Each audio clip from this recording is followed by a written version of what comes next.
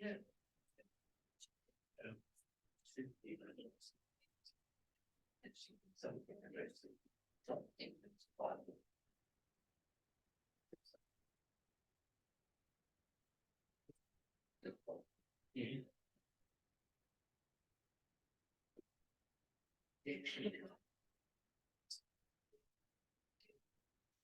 we meet at the region. That was just so much. Normally we meet in a open rooms. Everybody.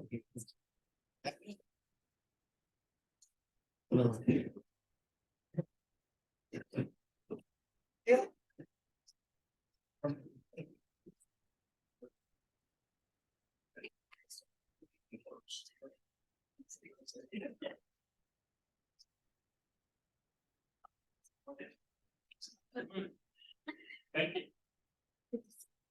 Good evening. Welcome to our town hall meeting. This will be our last one of this year, so thank you for coming. Kind of our format for those who hadn't been here before. We'll gonna go through a quick discussion on the changes that are being proposed on the ballot for next year related to the homestead exemption changes and senior exemptions for taxes. Then we'll open up to questions on the taxes and then open it up to anything that anybody else wants to talk about. So with that, we have a little PowerPoint. If we can throw that up. All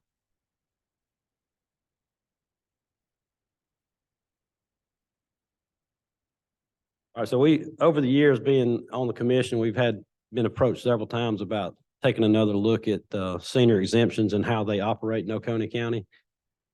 So last year in August, Commissioner Harden and I met with representatives, our state delegation from the State House, tax commissioner, and kind of went through what the existing exemptions are and talked about some possible changes that could be implemented. After that, we met with the Board of Education and talked with the changes that we had come up with them. And they agreed to support those changes that we're going through now.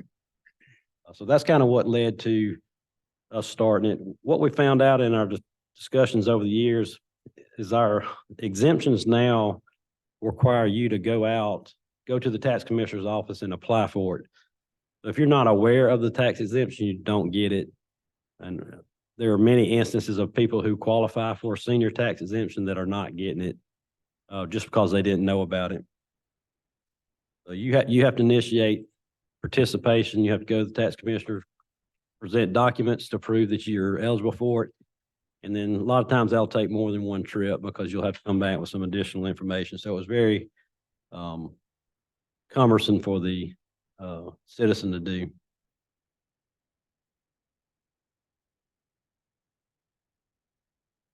What we tried to come up with some ways to make it easy for the citizen, and that's what we've got. So right now, in Oconee County, our general homestead, which every person gets, is $2,000. So you automatically get $2,000 off the value of your home at valuation for taxation. Our proposal is to take that number to $5,000 beginning in 2025. So that'll be a $3,000 increase in your homestead exemption for your primary residence. This doesn't include commercial property. This does not include any rental property that you might own. Then in 2035, we're going to double that 5,000 to 10,000. So this is for every taxpayer who owns a home in Oconee County. We'll increase from 2 to 5, and then 10 years later, we'll go to $10,000 exemption on it. Then automatically on your 65th birthday, we're going to freeze your tax assessment of your property or your home in the first 5 acres that you have. So on your birthday, automatically, if you got I'm the oldest in my house, so as soon as I hit 65, my wife gets that benefit too. So whoever's the oldest in the home at 65, automatic freeze on your property assessment at that time. In addition, we're asking you to allow us to give you an additional $10,000 exemption when you reach age 75, and that will be automatically as well. So on your 75th birthday, that next January, you'll get additional $10,000 exemption on your home. Right now, some of the exemptions are tied to income. So we're phasing those out. So if you have an existing exemption of taxes based on your income, you will be able to keep that exemption until you're no longer qualified, but starting in 2025, no additional income-based exemptions will exist. There is one exemption now that gives you a $15,000 exemption, and that's going to be phased out as well. And we're going to go to the automatic freeze on your property at age 65. The reason we're doing that is the average value of the freezing your property tax as of last year for being at age 65 is worth about $33,000, where the other exemption is only worth about $15,000. So it's better for the taxpayer at the end of the day. So in order to make these changes, we had to go to the state legislature and ask for action. Based on the fact that this impacts Oconee County taxes for the Board of Commissioners and also the school board, and we're also getting rid of some older exemptions, it took 10 bills in the state legislature to get us to the point where we can make these changes. 10 bills. Yep. Which means there will be 10 ballot questions on your May 2024 ballot. And every single one of those 10 ballot questions must pass for any of these exemptions to go into place. So we need you to get the word out. If you agree with what we're talking about here, we need you to get the word out that for those 10 questions, it's yes, yes, yes, 10 times.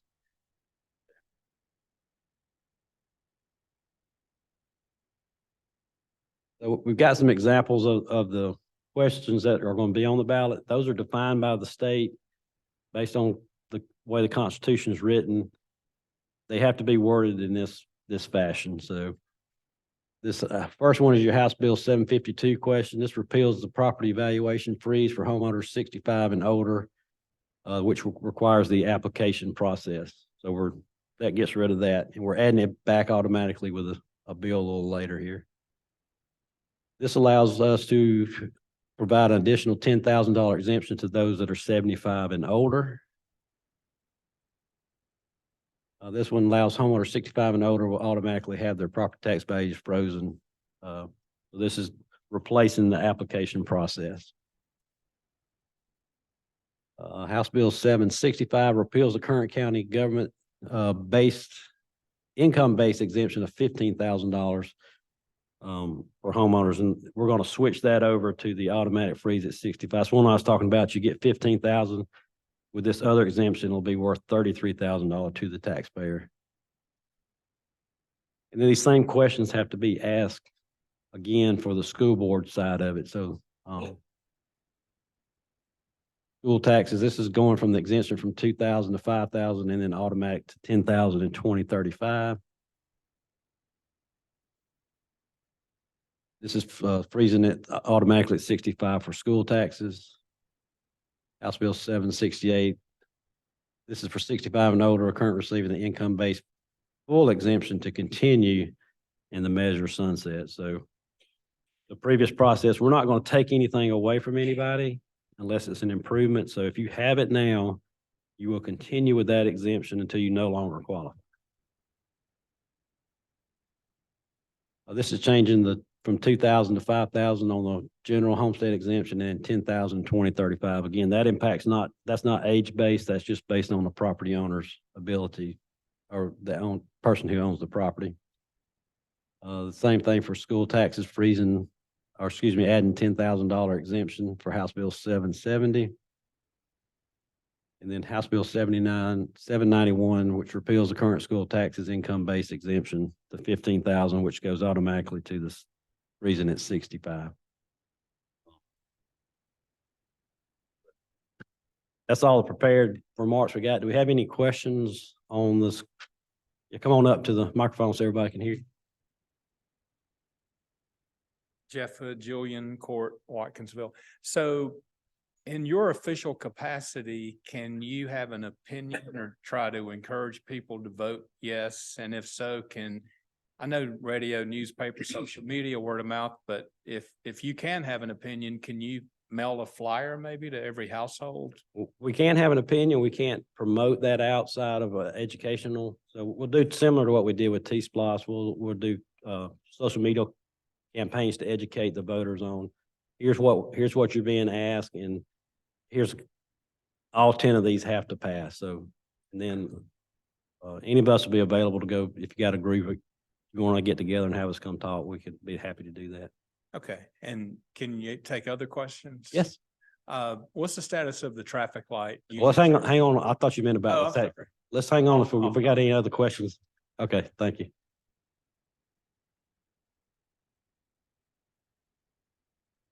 Stitt Godis. We live in Canyon Creek, and I'm grateful for this.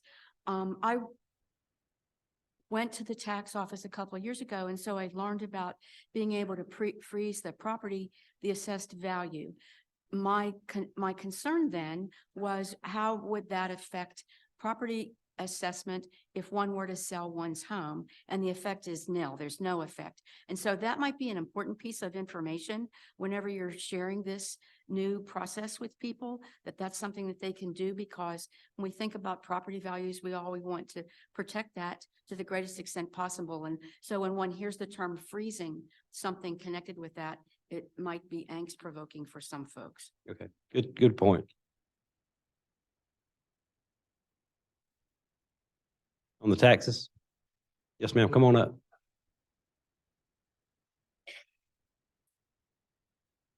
If you come to the microphone, we're broadcasting this out, so it's hard for people to hear. I appreciate this. You tell us who you are and. Okay.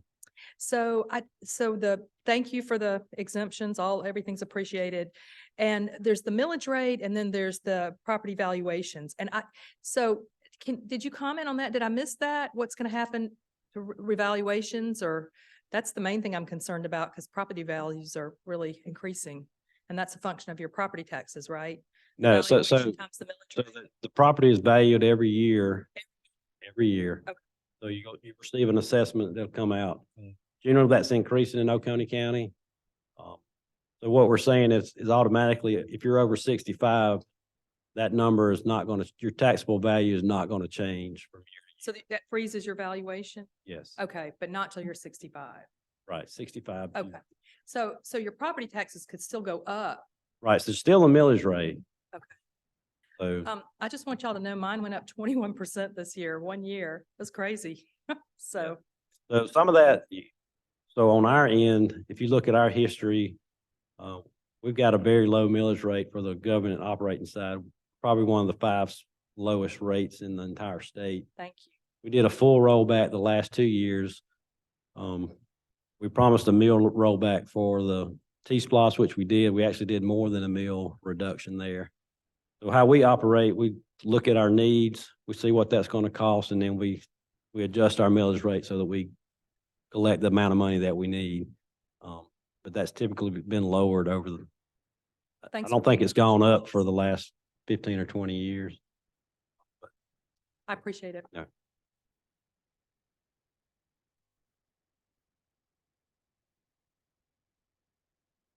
Any other questions on the taxing? I guess if once you sell your house, the person you sell it to, if they're over the age of 65, they don't get what you've been getting. No. They get, their valuation goes up. So, yeah. So if they're 65 years old, they're not going to get the benefit that you would have once you're 65. So, but that's, and another question that I think has been asked that would be good to answer, Chairman, if somebody can do that, is the freeze is when, I know how it works when the valuations are going up, but how does it work if, God forbid, the valuations go down like it did during the Great Recession? So if I'm getting the benefit of what happens if it happens to go, the valuation goes below where I'm froze? Pros and that, what happens there? Yeah. My understanding is that your valuation will drop with the market. And then when it goes back up, it'll go back up to that cap, but not exceed it. Yes. So, Wherever you percent, that's right. Well, I think that's important for people to understand that, it was, yeah, I mean, it works both ways because God forbid we have that type of economic calamity to where people's home values are less than what they paid for them. But when it comes to this program, we want to make sure that people understand that it's to benefit you in a rising market, but won't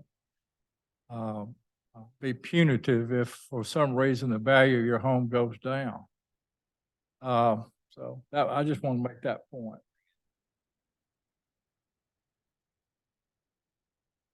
Anything else on the exemptions? We need your help getting the word out. If you need us to show up at one of your meetings or community groups, we'll be happy to do that to kind of walk through and explain this. But the key is that all 10 questions must pass in order for any of the changes to be implemented. One more point about this is that if you're already 65 or older and have not taken advantage of any of these exemption programs, you're still eligible to do that. Because if, for God forbid, if these 10 ballot questions don't have a positive return, you need to go ahead and avail yourselves of what is available today, especially the program that applies to those that are age 65 or older. Because a lot of people don't know this. I didn't realize it until I got on the Board of Commissioners that there was such thing as a local freeze. And so I try to preach that every chance I get, is to go ahead and you sign up after January 1st, but you have to do it before the end of March. So take advantage of that. And I do have one other question. If it passes all 10, when does it go into effect? January of 2025, January 1st, 2025. That's a good point. We've had people who actually worked in this government for over 16 years that didn't know even that some of these exemptions. So that's one of the reasons we want to change it to an automatic application. We'll, if something pops in your mind, you can definitely come up and ask about it. We're not just cutting you off on taxes, but we'll open it up the microphone now to anything else that anybody's interested in bringing up. Just come to the microphone and tell us who you are and where you live, and we'll get going.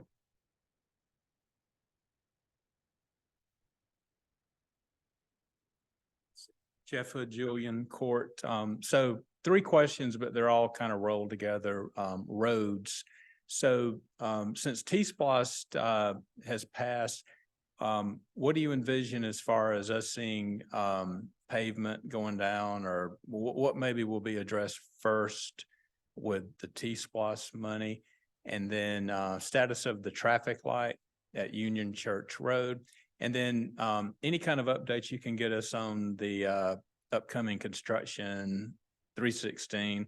I know I live off Julian Drive, and there's been some question. The DOT is polling, do we want a bridge, or do we just want the right in, right out, which there's a lot of moving pieces, but on those 3 items, all concerning roads, whatever updates you can give us would be appreciated. Thanks. So you'll see an immediate increase in paving starting with this summer or spring when they start the paving. We've gone from roughly $2 million in paving to be close to 8. So a huge increase in the number of miles that'll be paved in Oconee County starting now. In addition, we're working on 5 intersection improvements that we've received complaints about over the years. Those are all looked at by engineers for roundabouts. We had the engineering firm rank the intersections where we get the most impact. And so the first one that's going to be done is Lane Creek at Snows Mill Road. So that's design is almost done on that. We hope to start right away in the next few months, and hopefully spring, you'll see that roundabout start construction. Our second one will be Union Church at New High Shoals Road.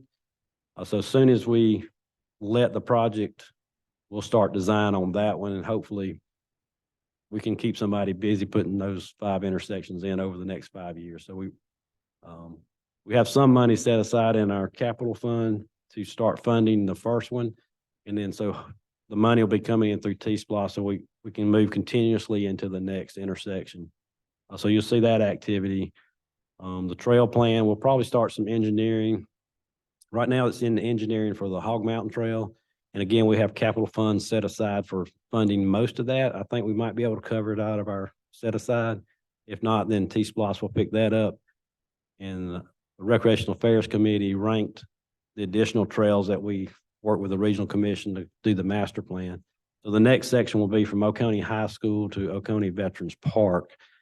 And so hopefully, after we start construction on Hog Mountain, we'll probably start the engineering on that section of roadway as well. And then you got the traffic light. So Union Church at State Route 53, they poured the concrete. That has to cure for 7 to 10 days, which is in that process now. After that, they'll come back, set the poles, and start stringing the lights up. So as soon as all that passes inspection, you'll see the poles start going up, hopefully in the next week or two. That's where we're at on that one. Anything else? 316. So what's going to happen at Julian Drive? Nobody knows right now. So it's important that you get your neighborhood to put their opinion in on these questionnaires that are going out. I think the detour route, has it been posted? So your Union, the Oconee Connector, Jimmy Daniel and Virgil Langford will most likely start construction next spring is what our forecast is. So spring to summer, you'll start seeing dirt move and those detours will start going in place. Chairman, I think Jeff didn't mention this, but I think I have picked up conversation about a concern about this supposed detour that they've posted, that they would not go all the way out to the Atlanta Highway to come back around 78, but they would cut through, is it Silverleaf? Yes. And come out that way. So that's a concern we need to be aware of when we're talking with DOT, because we don't want to impact the neighborhoods, even though it's going to be for 45 days, but you have as much traffic coming through there as comes down Jimmy Daniel Road. But my understanding is what they're blocking off is the part that's, you can't get on to 316 to go toward Atlanta from, if you're coming from the Sam's Club area. Is that how y'all see it? Yeah. So I think maybe the concerns of the neighbors we need to be aware of is so we don't create a problem for that, for that period of time that detour is going on. I think that was a concern maybe somebody has expressed previously, Jeff, if they know about it. The locals know it, yeah. But it would dump them right out there on the worst intersection, 316 and Julian Drive, so I don't know why they would do that. Anyways. So McNutt Creek Road is currently in concept phase. So we started off, that was just going to be a bridge. There's a possibility there'll be an interchange or something because the Department of Driver Services is going to be locating off McNutt Creek. We also have some concerns with our fire department being on from Bogart, getting across 316 to service that section of the county. So that's still under review. Hopefully we'll hear something first quarter next year on that one.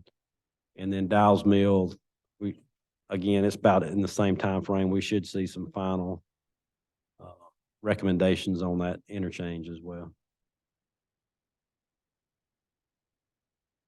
But as far as Jimmy Daniel and Oconee Connector and Langford, That one's done.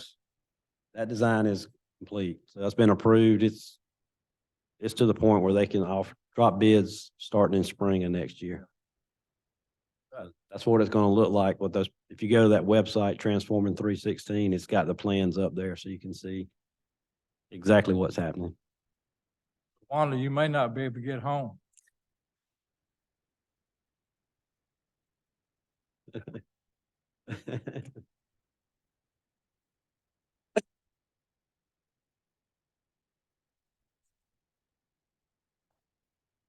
For anyone, I think, Wanda, again, who drives in Oconee County.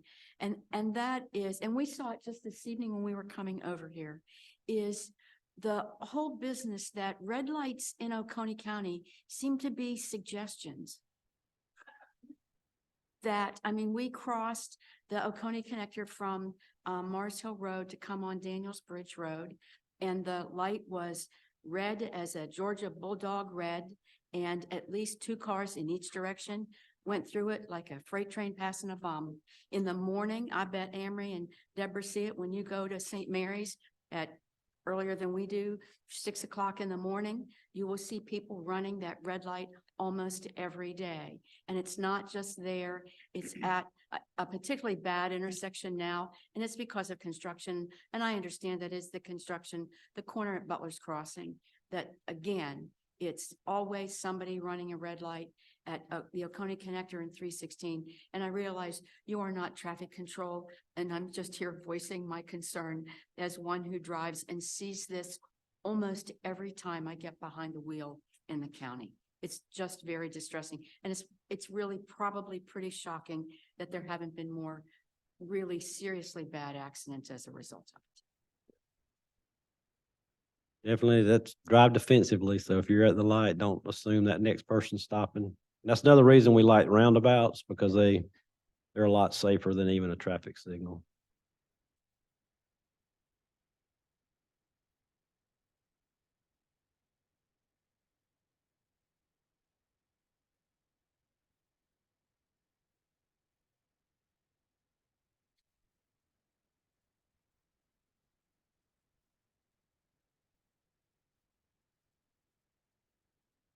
Hello, my name is Laura King. I live in Oconee County.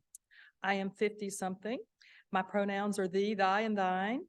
I have 3 adult sons who don't live in this area, so I'm speaking for the busy parents who are concerned but cannot be here, and also for the parents who are not aware of the situation until their children have seen graphic sexual pictures that cannot be unseen. I'm here about the library, the books in the library, the material. There's been a lot of controversy regarding materials shelved in the children and youth sections of the library. Many states are pulling out of the American Library Association because of this inappropriate sexually explicit material. We have many of these books at our library with graphic sexual content. Our community, especially conscientious parents, do not want these books available to children under the age of 18. What are you doing to keep such books out of the library? It's also my understanding that the Bogart Library has been proactive and doesn't have this problem. So that's my statement. And I want to say there's a lot of these books and they are unbelievable. It would be embarrassing for me to show y'all the pictures and the content in these books. So probably illegal in some cases. So those are my comments. Thank you.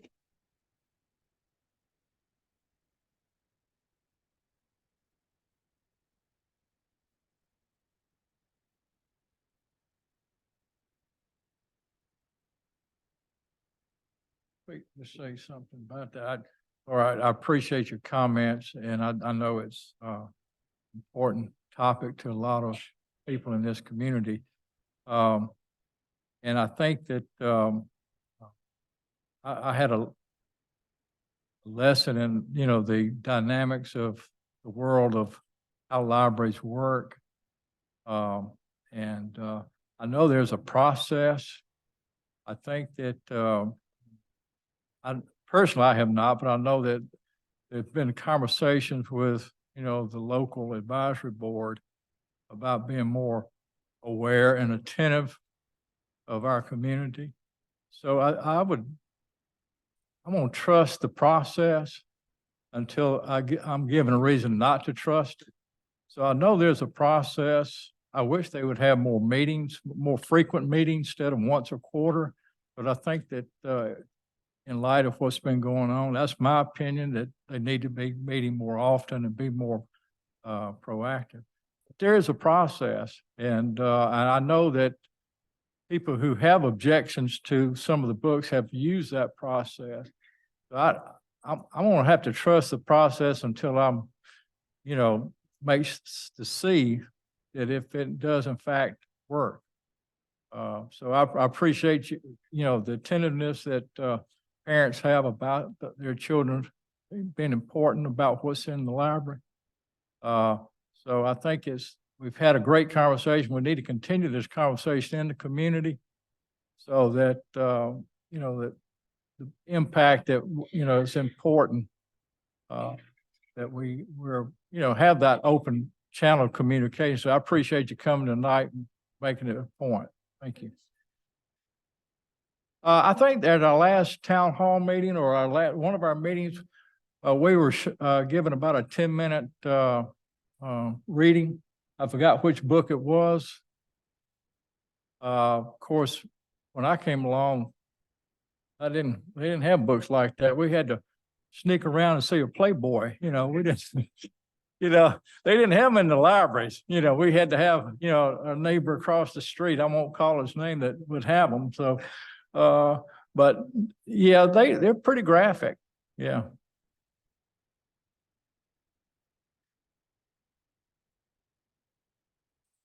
Well, I understand there's a process to challenge those books. I trust that, if you have a concern that you would do that. I'm gonna come in behind Amory on that. I was on the school board back in, was it 93? 93 and 94.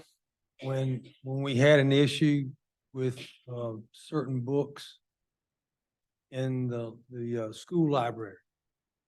I think it was, I'm not sure if they were at the middle school, but there were issues with a series of books and several other ones. And I learned as Amory did, because his wife was the superintendent at the time, and I was one of the board members. There is a process that you have to abide by. If you break that rule, you're opening yourself up for tremendous lawsuits. You can't, let's say, for instance, the school board just can't go in and take books. Once they buy them and put them in the library, you can't take them out unless the law's changed. And so that's where the process comes. Now, we can go and say to the library, probably what you said, but you're still going to have to go through that process. And I would urge anybody who sees books that they don't like to challenge it.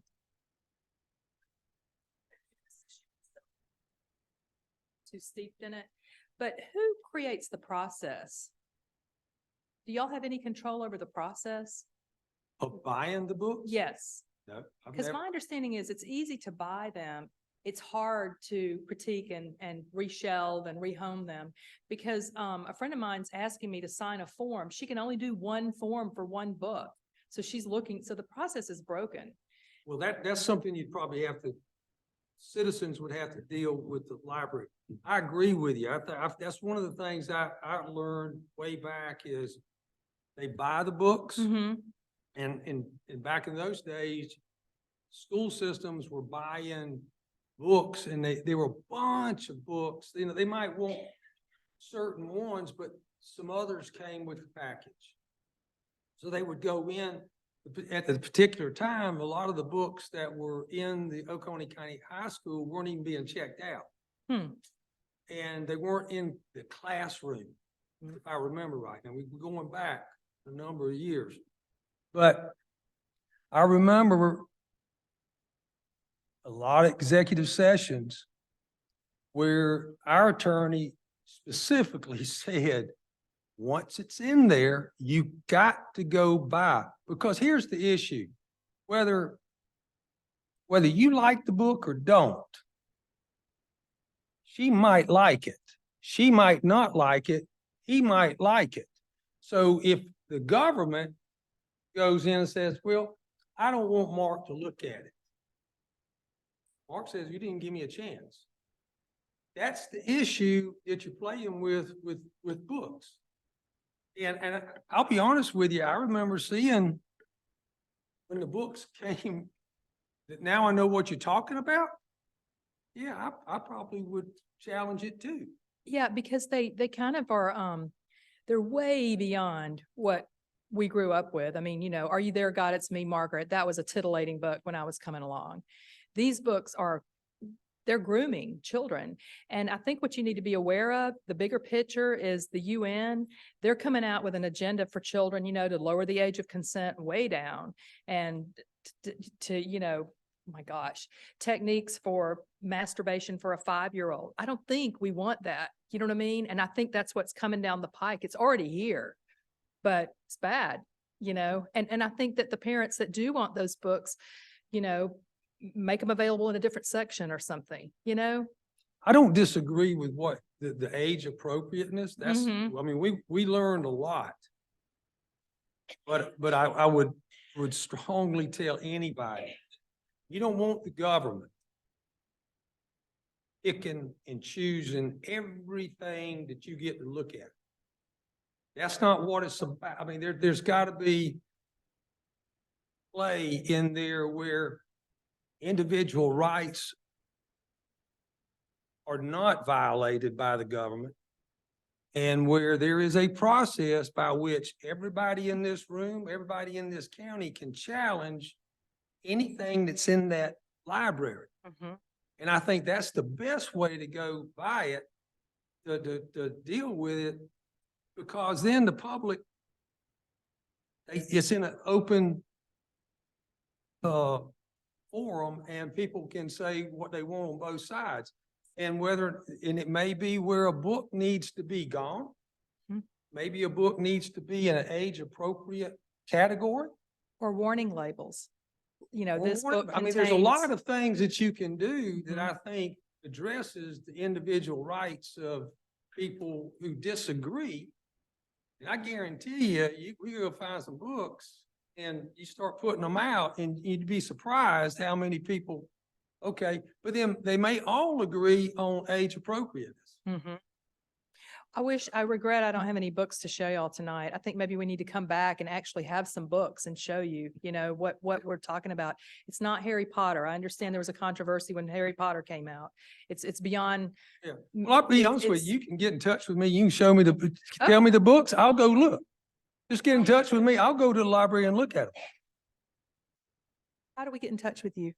Oh, everybody knows how to get me, but there's been plenty of times I wish they couldn't get me, but, All of our email Yeah. addresses are on the website. Okay, I'm Just used go to to my this. email. Thank and you. let me see the books Thank you. and I'll go over there and look myself. Okay, is there anybody else that's interested in, you would? Huh? Yeah. Okay. Thank you. Do that. This is a success.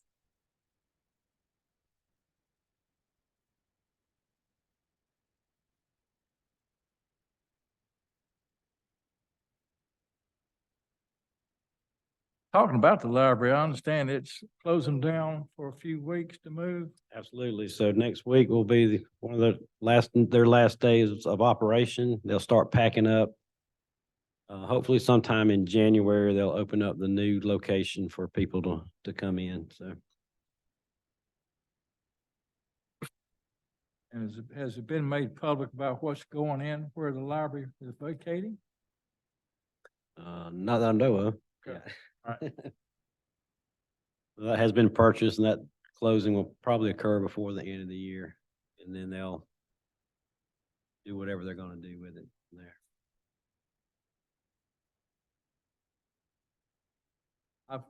Go ahead, Jeff.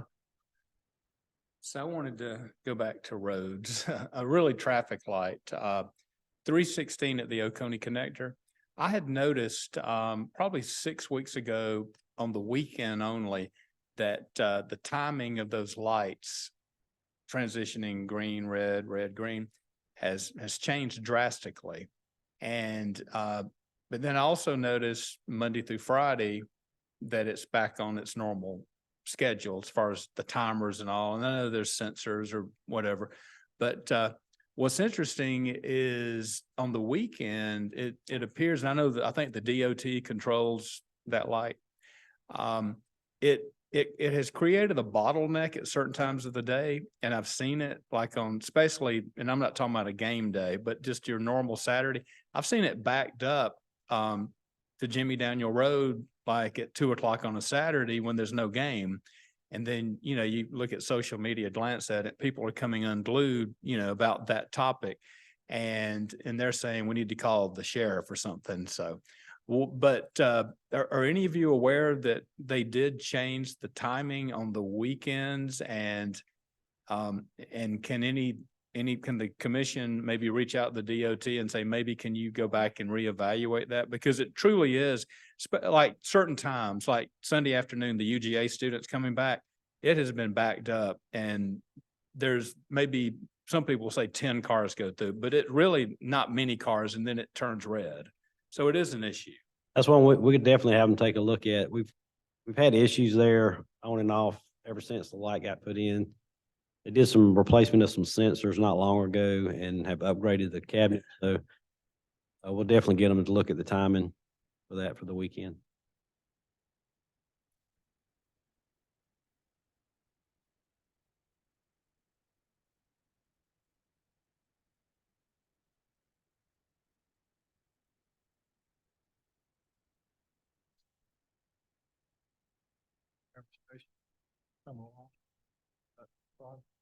Well, yeah, that's moving. It's like greased lightning, man. It's the Experiment Station Road. They're laying curb and gutter now, so hopefully they'll be getting ready for a traffic shift in the next 2 or 3 months, depending on how the weather works out. So, but they've made a lot of progress in the last 3 weeks. Tommy? Hello, good evening. I'm Tommy Malcolm, and thank y'all for having this. I think it's very helpful for our community.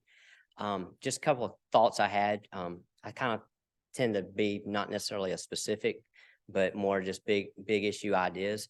Kind of today being tax day, I was thinking a little bit about maybe if we had thinking about our Oconee River and then the Appalachia River, if we could think about having somehow to talk with maybe landowners, whether it be large tracts of land, large landowners, or even small individual, might be a half acre, but somehow looking at our waterways and thinking about what we could do to kind of connect that before I think it's, I guess, too little too late. But I'd also kind of throw that in the recreation area of thinking about maybe our families in the past that have helped make our community what it is, and they're large tract owners. Maybe they have a big farm. Maybe we know we need a recreational space, but somehow trying to create some type of vehicle that long-term we can kind of create a legacy that we created some waterways or pathways along waterways based on, we're able to talk with our landowners and see what they could do, and maybe what we could do as a community to help them, even for like future soccer fields. I know we're doing a great project up next to North Oconee, but just as our community continues to get developed, seeing all the property out there, I know that y'all don't have an unlimited supply to go and buy property, but maybe there's a way to start to snag pieces that we all know exist for future opportunities. And then the other thing kind of, and that probably could be something that could happen in this type of event, but I appreciate y'all having this event, but maybe somehow having like a Saturday kind of annual event where we just kind of get the maps out as a community, whether it's transportation or recreation, or maybe economic development. Because I know in the past, participating in the task force of the comp plans, that's very helpful and insightful. But I think sometimes we get real, the community sometimes gets really excited about their particular rezone or variance. And there's a lot of energy spent on those type of issues. But I think if we all could kind of just sit down and say, hey, this is where we're at. This is what we know about our community. This is how regionalism affects us. This is how the transportation affects us, whether some of it might be federal, it might be state. This is what we can do as a local level. But I think maybe developing a way to have almost like a y'all come session, and just on a Saturday, hey, we're going to do an 8-hour session once a year, and we just want to hear from you. And we want to show you the maps, and we want to talk and focus group it. Just something to think about. but I appreciate y'all doing this.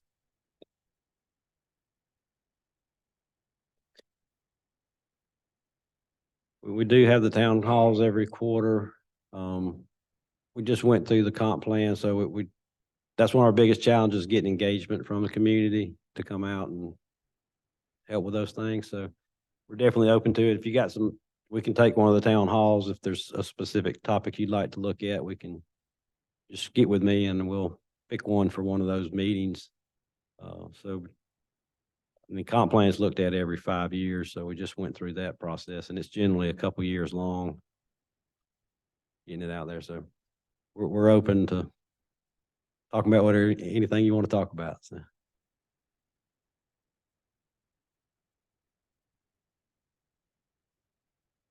I got something I can mention. Might spark some. Monday night, I had the pleasure to be at the planning commission meeting. And I won't discuss or mention what was on the agenda, but there were some questions that came up about traffic and how our current OVP, the big park, might be impacted by traffic with a zoning or something like that. But anyway, I can't remember how long I sat through it, but not one person mentioned the new park that's going to go online in a few years once we decommission the LAS site. And it's my opinion, and we've got the director, Parks and Rec here, but once we get that park going, a lot of the issues that I heard the other night, I think will dissipate over time because we will be able to program that between two parks. They won't all be at one park. And I know what the traffic situation is. I've got a 9-year-old granddaughter that plays soccer. And, I've been out there many a night and she's playing and you got all the cars trying to get out, basically one entrance. And I think everybody up here is always worried about that deputy. Because we did lose a deputy out in front of Oconee Elementary. And so I think what I'm saying is the county is doing what we can within the time frame that we have to move more parks and rec operations to the new park, which will be the land's located behind North Oconee High School. And I think it's going to help a lot. It will give us a lot of opportunities to have programming, but it won't all be at one place. It is a tough job for Parks and Rec to try to arrange places for over 1,000 kids playing soccer. I've got a 5-year-old over at the microfield that the school system owns. So it's very difficult, and we don't control that property, but I think in time, we're going to be in pretty good shape.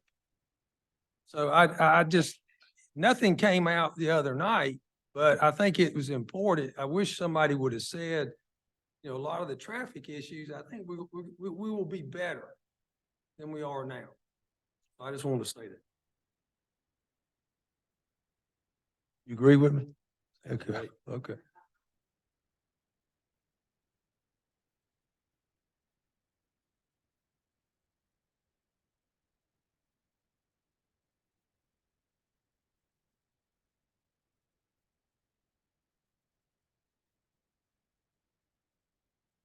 It's your opportunity to speak if you like. We've been going for a little bit, so if you got any questions, comments, or emotional outbursts, we'll take them.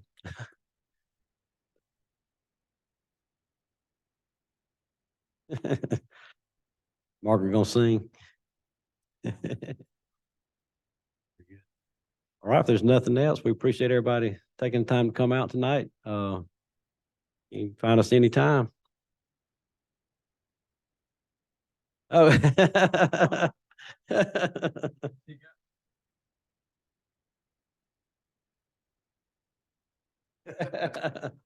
the mic. Mike?